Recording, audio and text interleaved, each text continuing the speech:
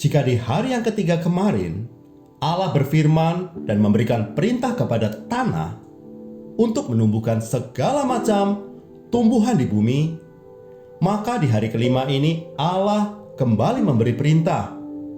Kali ini Allah memberi perintah ke dalam air.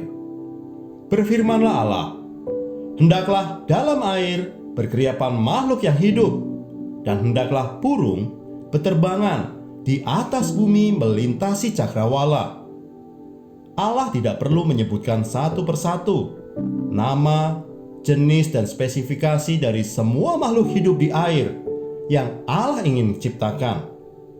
Cukup dengan berfirman, Allah memberi perintah ke dalam air, maka terciptalah semua makhluk hidup di air yang Allah inginkan. Makhluk hidup air yang belum pernah ada sebelumnya.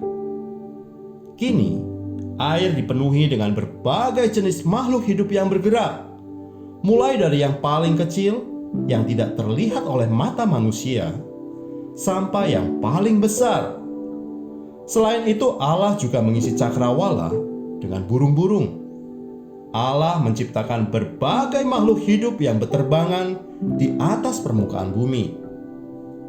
Apakah makhluk hidup yang berterbangan di cakrawala itu hanya burung-burung saja? Tentu saja tidak. Makhluk hidup yang berterbangan tidak hanya burung. Masih banyak makhluk hidup lain yang berterbangan yang Allah ciptakan juga di hari kelima. Loh, tapi kenapa di Kejadian 1 ayat 20 hanya ditulis burung saja yang berterbangan melintasi cakrawala? Kalau kita lihat dari Alkitab bahasa Ibraninya, kata burung di Kejadian 1 ayat 20 sampai 22 ditulis of, artinya semua makhluk hidup yang bisa terbang atau segala jenis makhluk hidup yang bersayap. Meskipun dia bukan burung, dari yang kecil hingga yang besar, asalkan makhluk hidup itu bersayap dan bisa terbang, itu termasuk of. Dalam Kejadian 2 ayat 19a juga menggunakan kata of. Lalu Tuhan Allah membentuk dari tanah segala binatang hutan dan segala burung of di udara. Jadi, burung, unggas, serangga, termasuk belalang, lebah, kupu-kupu, dan makhluk hidup lain yang bersayap dan bisa terbang, Allah menciptakan mereka pada hari yang kelima. Allah membuatnya dari tanah.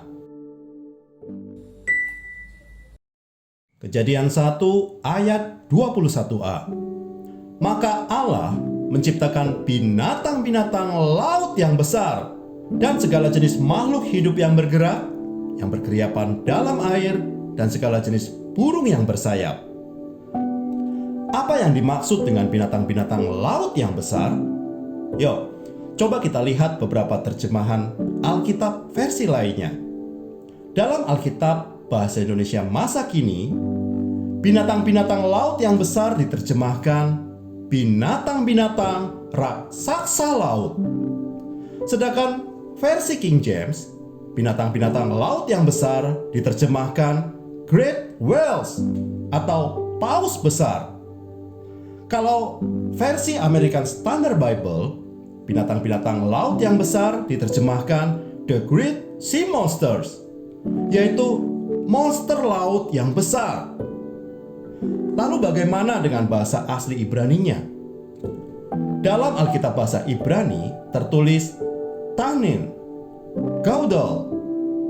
Tanin didefinisikan naga atau dinosaurus atau monsters atau serigala. Sedangkan gadol didefinisikan besar atau hebat atau keras suaranya, atau lebih tua dalam usianya. Jadi selain menciptakan makhluk hidup yang kecil seperti zooplankton, Tuhan Allah juga menciptakan binatang-binatang laut yang besar yang disebut raksasa-raksasa atau monster-monster laut yang hebat. Allah melihat bahwa semuanya itu baik. Lalu Allah memberkati semuanya itu. Firman-Nya, berkembang biaklah dan bertambah banyaklah, serta penuhilah air dalam laut. Dan hendaklah burung-burung di bumi bertambah banyak. Jadilah petang dan jadilah pagi, itulah hari kelima. Betapa kreatif, cerdas dan detailnya Allah sebagai Sang Pencipta. Pernahkah kalian memperhatikan warna-warni ikan di lautan? Atau gambar corak yang ada pada sayap kupu-kupu? Atau merdunya suara kicau dari burung-burung di alam? Atau cara unik dari hidup serangga-serangga yang bersayap? Dan banyak lagi keunikan makhluk hidup yang sangat mengagumkan. Allah sangat puas dengan semua ciptaan makhluk hidup yang telah Ia jadikan, baik yang di air maupun yang terbang di udara. Rasa senang Allah sangat terlihat ketika Dia memberkati semua makhluk hidup itu.